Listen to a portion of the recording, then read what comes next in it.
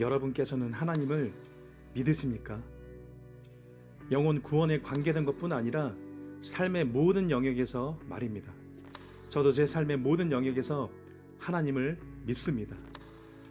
하지만 정직하게 말씀드리면 제 자신에게도 사실상 끊임없이 찾아오는 불청객이 있습니다. 그것은 바로 불신앙입니다. 만일 여러분께서도 그러시다면 자신 안에 있는 그 불신앙을 어떻게 처리하고 계신가요? 그 불신앙과 싸우고 계십니까? 아니면 적지 않은 경우 그 불신앙을 그대로 방치하고 계십니까? 저는 제 안에 불신앙을 조금도 방치할 마음이 없습니다. 저는 계속해서 제 안에 불신앙들이 작아지고 소멸될 때까지 믿음의 선한 싸움을 싸울 것입니다. 그래서 저는 앞으로 계속해서 더욱 이렇게 싸워 나가려고 합니다. 그것은 바로 불신앙보다 더 크게 신앙을 선포하는 것입니다. 분명히 제 안에 있는 불신앙을 마주할 때가 있습니다. 그러나 분명히 제 안에는 신앙, 즉 믿음도 있습니다. 그래서 저는 제 안에 있는 믿음이 불신앙보다 더 커질 때까지 계속해서 더 크게 저의 믿음을 선포하며 나아갈 것입니다. 물론 제가 존경하는 하나님의 사람들을 생각할 때 저는 결코 믿음이 그리 대단한 사람이 아닙니다. 다만 저는 불신앙과 싸우는 사람이고 앞으로도 그런 사람이기를 원합니다. 그래서 말씀드린 대로 그 불신앙과의 싸움을 저의 믿음을 더욱 크게 외치는 것으로서 저는 해나가기를 원합니다.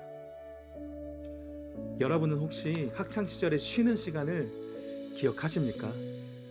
쉬는 시간 시작종이 치면 아이들은 기다렸다는 듯이 바로 떠들기 시작합니다. 그리고 그 소란스러움은 수업 시작종이 친 다음에도 이어지곤 합니다. 그런데 바로 그때 한 학생이 일어나 크게 외칠 때가 있습니다. 야, 너네들 조용히 안 해? 선생님한테 또 혼나고 싶어? 그렇게 한 사람의 목소리가 반 전체의 소음을 압도합니다. 그러고 나면 그 많던 시끄러운 목소리들이 순간적으로 다 잠잠해지면서 반 전체가 그렇게 정돈이 되곤 했던 기억이 납니다. 자, 여기서 핵심은 그 소음을 잠잠하게 하기 위해서는 반 아이들의 떠드는 소리들보다 더 큰 소리가 필요하다는 겁니다. 결코 같은 레벨의 소리로는 반 전체를 압도할 수 없다는 것입니다. 이와 마찬가지로 원수 마귀들의 온갖 부정적인 큰 소리들로 저와 여러분의 마음과 생각을 공격해 올 수 있습니다. 또 저와 여러분은 문제라는 거대한 폭풍 한가운데 놓여 있을 수도 있습니다. 하지만 저와 여러분은 그 모든 부정적인 소리들, 그 거대한 폭풍 한가운데서 일어나서 마치 제 학창시절의 어떤 아이처럼 더 크고 거세게 믿음으로 선포할 필요가 있다는 것입니다. 그렇게 온갖 부정적인 생각들과 어려운 상황들 때문에 위축된 믿음을 끄집어내어 크게 선포할 필요가 있다는 것입니다. 바로 그런 식으로 원수마귀의 온갖 불화살을 제어할 필요가 있다고 저는 분명하게 말씀드리고 싶습니다. 여러분, 실제로 성경은 마귀의 공격을 불화살에 비유합니다. 에베소서 6장 16절입니다. 모든 것 위에 믿음의 방패를 가지고 이로써 능히 악한 자의 모든 불화살을 소멸하고. 그런데 그러한 불화살을 소멸하는 무기가 바로 믿음의 방패라고 말씀합니다. 참고로 여기서 방패라는 것은 단지 이해를 돕기 위한 그림 언어일 뿐이고 중요한 것은 믿음입니다. 즉 영적으로 방패라는 실체가 따로 있는 것이 아니라 믿음이 곧 방패라는 뜻입니다. 그렇지만 사람들은 보통 그저 가만히 견디는 것이 믿음으로 맞서는 것이라고 생각하기 쉬운 것 같습니다. 그래서 원수가 특별히 우리의 마음과 생각에다가 마구 불화살을 쏴대며 공격하는데도 그저 꿋꿋하게 가만히 있는 경우들이 적지 않은 것 같습니다. 하지만 단지 그렇게만 하는 것은 그저 가만히 온갖 불화살을 막고 있는 것이나 다름없는 것임을 저는 깨닫게 되었습니다. 실제로 나름 신실하지만 제대로 싸우지도 않고 그저 묵묵히 견디는 사람들이 많은 것 같습니다. 그저 그것을 믿음의 인내라고 여기며 힘겹게 감당하는 것입니다. 하지만 저는 이 영상을 보시는 믿음의 지체분들과 함께 이것을 나누기 원합니다. 그것이 무엇이냐면 영적인 영역에서도 방어는 공격을 통해 가장 잘 이루어진다는 사실입니다. 단지 가만히 견디는 것만으로는 제대로 방어할 수 없다는 것을 깨달을 필요가 있다는 겁니다. 바둑 용어 사전에 보면 공격이 최선의 방어라는 말이 있습니다. 마찬가지로 영적인 전쟁에서도 잘 공격해야 잘 방어할 수 있다는 것을 저는 경험적으로도 깨닫게 되었습니다. 이런 면에서 다음 예수님의 말씀을 한번 주의해서 잘 보시기 바랍니다. 누가복음 10장 19절입니다. 내가 너희에게 뱀과 정갈을 밟으며 원수의 모든 능력을 제어할 권능을 주었으니 너희를 해칠 자가 결코 없으리라. 그동안 혹시 여기 밟으며 라는 표현에 주목해 보신 적이 있으신가요? 물론 비유적인 의미이기도 하겠지만 분명한 것은 밟는다는 것은 결코 소극적인 방어가 아니라는 겁니다.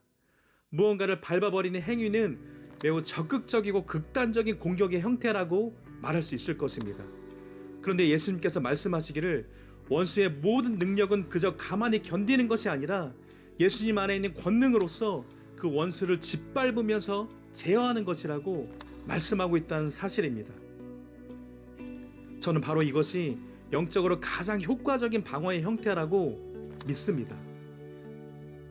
또한 여러분, 만일 여러분이 정말 사랑하는 사람이 있는데 그 사람한테 어떤 나쁜 사람이 너는 실패할 것이다, 너는 병에 걸려 죽을 것이다, 너는 더욱 가난해질 것이다, 너는 더욱 불행해질 것이다, 너는 일찍 죽을 것이다, 이렇게 온갖 부정적인 말로 저주를 한다면 여러분께서는 그 저주를, 그 끔찍한 부정적인 소리들을 그저 옆에서 가만히 듣고만 계실 건가요? 당연히 그 사람의 입을 손으로 틀어 막으면서라도 그 저주를 중단시키지 않겠습니까? 그러면서 이를테면 다음과 같이 경고하지 않겠습니까? 당신 지금 내 사랑하는 아무개한테 감히 무슨 소리를 짓거리는 거야? 당장 멈추지 않으면 내가 가만두지 않을 것이다. 그리고 내 사랑하는 아무개는 절대 당신 말대로 되지 않을 것이다. 오히려 당신의 그 저주는 당신의 머리 위로 돌아가게 될 것이다 라고 말입니다. 그런데 그동안 많은 믿음의 사람들이 왜 자기 자신한테는 이러한 적극적인 방어를 하지 않는 것일까요? 왜 원수마귀를 더욱 적극적으로 대적하지 않는 것일까요? 내가 사랑하는 사람들이 내게 소중하듯이 나 자신도 하나님께는 그 누구보다 소중한 존재라는 것을 우리는 잊지 말아야 할 것입니다. 그러면 어떤 분들은 이렇게 말씀하실 수 있을 것 같습니다. 저는 그럴 만한 믿음조차 없는데요. 그것도 어느 정도 믿음이 있는 사람이나 할 수 있는 것 아닌가요? 그래서 그런 분들을 위해 저는 특별히 예수님 당시 어느 한 아버지의 믿음에 관해 잠시만 말씀드리기 원합니다. 마가복음 9장 21절에서 23절입니다. 예수께서 그 아버지에게 물으시되 언제부터 이렇게 되었느냐 하시니 이르되 어릴 때부터니이다. 귀신이 그를 죽이려고 불과 물에 자주 던졌나이다. 그러나 무엇을 하실 수 있거든 우리를 불쌍히 여기사 도와주옵소서. 예수께서 이르시되 할 수 있거든이 무슨 말이냐? 믿는 자에게는 능히 하지 못할 일이 없느니라 하시니. 여기 한 아이의 아버지는 그야말로 절박한 상황에 처해 있었습니다. 자신의 사랑하는 자녀를 오랜 시간 귀신이 자주 물과 불에 던지며 죽이려고 했기 때문입니다. 그런데 그 아버지는 감히 예수님께 하실 수 있거든이라는 단서를 달고서 간청을 했던 것입니다. 그러자 예수님께서는 그 믿음 없음을 지적하시면서 우리가 잘 알고 또 즐겨 암송하는 할 수 있거든이 무슨 말이냐, 믿는 자에게는 능히 하지 못할 일이 없느니라 라는 말씀을 하셨던 것입니다. 그런데 바로 이어지는 그 아버지의 반응을 한번 눈여겨보시기 바랍니다. 마가복음 9장 24절입니다. 곧 그 아이의 아버지가 소리를 질러 이르되 내가 믿나이다. 나의 믿음 없는 것을 도와주소서 하더라. 이처럼 그 아버지는 믿음이 없거나 매우 부족했을 것입니다. 그러나 예수님의 말씀에 힘입어서 즉시 그는 내가 믿나이다 라고 큰 소리로 외쳤다는 것입니다. 저와 여러분이 바로 이것을 주목할 필요가 있을 것입니다. 그러니까 그는 더 이상 자신의 불신앙을 방치하지 않았던 것입니다. 그는 믿음이 없었지만 그저 가만히 있지 않았던 것입니다. 그 아버지는 예수님의 그 말씀을 듣자마자 자신의 믿음을 크게 외치기 시작했던 것입니다. 비록 없는 믿음이거나 매우 작은 믿음이었겠지만 이제부터라도 믿고자 결단했던 것입니다. 그리고 그런 그의 믿음에 대한 의지와 외침은 분명히 또 하나의 믿음으로서 예수님께 전달되었을 것이라고 저는 믿습니다. 왜냐하면 예수님께서는 믿음이 없는 곳에서는 권능을 행하지 않으시는데 바로 이어서 그 아버지의 믿음대로 다음과 같이 권능을 행하셨기 때문입니다. 마가복음 9장 25절에서 26절 상반절입니다. 예수께서 무리가 달려와 모이는 것을 보시고 그 더러운 귀신을 꾸짖어 이르시되 말 못하고 못 듣는 귀신아 내가 네게 명하노니 그 아이에게서 나오고 다시 들어가지 말라 하시매 귀신이 소리 지르며 아이로 심히 경련을 일으키게 하고 나가니. 그리고 분명한 것은 예수님의 그 말씀 할 수 있거든이 무슨 말이냐, 믿는 자에게는 능히 하지 못할 일이 없느니라 라는 말씀은 분명히 오늘날 모든 믿는 사람들에게 동일하게 하시는 말씀일 것입니다. 그렇다면 저와 여러분도 그 예수님의 말씀에 힘입어 이제는 믿음으로 외치기 시작할 필요가 있을 것입니다. 원수의 공격에 그저 속으로 인내하며 견디는 것만 하지 않고 또 비록 없는 믿음일지라도 주님 내가 믿나이다, 나의 믿음 없는 것을 도와주소서라고 외치며 나아갈 필요가 있다는 것입니다. 정말 중요한 사실은 우리에게 지금 그 예수님께서 곁에 계시지는 않지만 그 예수님의 이름의 권세가 주어져 있다는 것입니다. 그런 만큼 무엇보다 예수님의 이름의 권세를 사용하시기 바랍니다. 그 이름의 권세를 주장하시기 바랍니다. 또 그 가운데 하나님의 말씀을 선포하시기 바랍니다. 또한 내가 기도한 것을 그저 마음에 품지만 마시고 구체적으로 이루어질 것을 믿음으로 선포하셨으면 좋겠습니다. 이런 식으로 내 안에 있는 의심과 걱정과 두려움과 낙심과 절망보다 더 크게, 모든 마귀의 부정적인 소리보다 더 크게, 또 내 앞에 있는 문제들보다 더 크게 내가 믿고 바라는 바를 선포하며 함께 나아갔으면 좋겠습니다. 여러분, 인내와 공격적인 믿음은 양자택일의 문제가 아닐 것입니다. 인내하되 공격적인 믿음을 발휘할 필요가 있다고 저는 분명하게 믿습니다. 인내하지만 천국을 향해 침노할 필요가 있다고 믿습니다. 혹시 여러분께서는 그동안 사단이 주는 온갖 의심과 걱정과 두려움과 낙심과 절망 가운데서 또는 깊은 우울 가운데 가만히 얻어맞고 있으면서도 그것을 꾹 참으며 인내하는 것이라고, 그것이 나의 믿음이라고 자신을 위로해 오시지는 않으셨습니까? 물론 그것도 잘하는 것이지만 그보다 이제는 더 크게 믿음을 외치고 할렐루야를 외치며 하나님을 찬양하시기를 예수님의 이름으로 축복합니다. 이제 끝으로 제가 지금껏 함께 나눈 이러한 믿음에 대해서 저에게 영감을 준 찬양이 하나 있습니다. 그래서 마지막으로 그것을 소개해드리면서 오늘 영상을 마무리하고자 합니다. 어느 날 제가 그 찬양을 들으면서 그 가사를 접하게 되었습니다. 그런데 그때 제 안에 위축되어 있던 믿음이 점점 더 커지는 것을 분명하게 느낄 수 있었습니다. 먼저 이 찬양에 담긴 일화를 간략히 소개해드리면 이렇습니다. 해외에서 잘 알려진 교회의 찬양팀 리더가 어느 날 문자 한 통을 받게 됩니다. 그동안 온 교회가 함께 중보하며 믿음의 싸움을 함께했던 잭슨이라는 어린아이가 이제는 내일을 넘기기가 힘들 것 같다는 그런 내용이었습니다. 그리고 그 찬양팀 리더는 그때 당시 자신의 심정이 어떠했는지 정직하게 다음과 같이 고백했습니다. 그 문자를 읽자마자 거대한 불신의 거인이 제 안에 서 있는 것만 같았습니다. 저는 잭슨이 오늘 밤 죽을 것 같다고 생각했습니다. 우리는 기적을 보지 못할 거라고 말입니다. 이처럼 영적인 리더의 자리에 있는 사람이었지만 거대한 불신앙이라는 불청객이 찾아왔던 것입니다. 하지만 곧 이어서 그 찬양팀 리더는 다음과 같이 고백합니다. 그 불신의 거인과 마주하고 있을 때 갑자기 제 속 깊은 곳에서부터 이 찬양이 흘러나왔습니다. 그러면서 온 회중과 함께 그 찬양을 부르기 시작합니다. 그 찬양의 번역된 가사 일부는 대략 다음과 같습니다. 할렐루야를 올려드리리 내 원수들 앞에서 할렐루야를 외치리 불신보다 더 큰 소리로 할렐루야를 외치리 나의 무기는 이 노래 할렐루야를 외치리. 천국이 내려와서 나를 위해 싸우네. 나 폭풍 가운데서도 노래하리. 더욱 큰 소리로. 주님께서 내 찬양의 외침을 들으시리라. 잿더미로부터 소망이 피어나네. 죽음은 패배했고 왕은 살아나셨네. 여러분, 저는 앞으로 저와 여러분이 불신앙과 싸울 때 바로 이렇게 해나갔으면 좋겠습니다. 원수가 우리의 생각과 마음과 상황과 환경으로 공격해 올 때마다 그럴수록 더 크게 할렐루야를 외치는 것입니다. 예수님 당시 귀신 들린 아이의 그 아버지처럼 없는 믿음도 괜찮고 부족한 믿음도 괜찮을 것입니다. 그럴지라도 내가 믿나이다.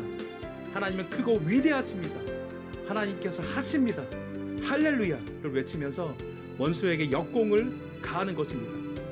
보다 적극적으로 예수님의 이름을 사용함으로써 원수 마귀를 대적하는 것입니다. 이때 내 문제가 얼마나 크고 중하고 오래된 것인지 고백하지 않도록 주의하기 원합니다. 또 원수 마귀가 얼마나 대단한 존재인지, 얼마나 나를 힘들게 하는지 고백하지 않도록 주의하기 원합니다. 그 대신에 하나님께서 내게 어떤 분이신지, 예수님께서 내게 어떤 일을 행하셨는지, 그래서 예수님 안에서 나는 이제 어떤 신분을 가지고 있고 어떤 영적인 위치에 서 있는지, 내가 그분 안에서 가진 영적인 유산이 무엇인지 이것만 믿음으로 선포하시기 바랍니다. 또한 내 안에 계신 성령 하나님께서 원수보다 더 크시다는 것을 믿음으로 담대히 선포하며 나아가시기 바랍니다. 소리를 낼 수 없을 때는 속으로 최대한 크게 외치면 됩니다. 제가 해보니까 그렇게 해도 제법 충분히 외쳐집니다. 하나님께서는 전혀 소리가 없어도 그 내면의 외침을 크게 들으실 것이라고 믿습니다. 아울러 그럴 기분이 전혀 안 들어도, 그럴 믿음이 내게 마치 전혀 없는 것 같아도 그럴수록 자기를 부인하고 더 그렇게 할 필요가 있을 것입니다. 원래 믿음이란 것도 자기를 부인하는 것이기 때문입니다. 저도 마찬가지이지만 여러분께서도 하나님께서 반드시 은혜를 베풀어 주셔야만 하는 절박한 문제들이 있지 않으십니까? 그래서 그 문제들 때문에 사람들 몰래, 심지어 가족들 몰래 많은 눈물을 흘려오시지 않으셨습니까? 또 겉으로 울 수 없을 때는 수도 없이 가슴으로 울며 견뎌오지 않으셨습니까? 그렇다면 이제는 가만히 인내만 하지 않으셨으면 좋겠습니다. 문제 한복판에서 그 문제보다 더 크게 믿음으로 담대하게 선포하시기 바랍니다. 그 가운데 더 크고 놀라운 은혜가 오고 있다고 믿음으로 선포하시기 바랍니다. 또한 영적인 저항이 거셀수록 나는 이 저항을 타고 더 크게 날아오를 것이다 라고 선포하시기 바랍니다. 이 저항은 나를 날아오르게 하시려고 하나님께서 예비하신 도구일 뿐이다 라고 말입니다. 그러면 분명히 하나님께서는 저와 여러분의 그 할렐루야 찬양과 그 믿음의 고백과 선포를 들으신 그대로 다음과 같이 역사하실 것이라고 믿습니다. 민수기 14장 28절입니다. 그들에게 이르기를 여호와의 말씀에 내 삶을 두고 맹세하노라. 너희 말이 내 귀에 들린 대로 내가 너희에게 행하리니.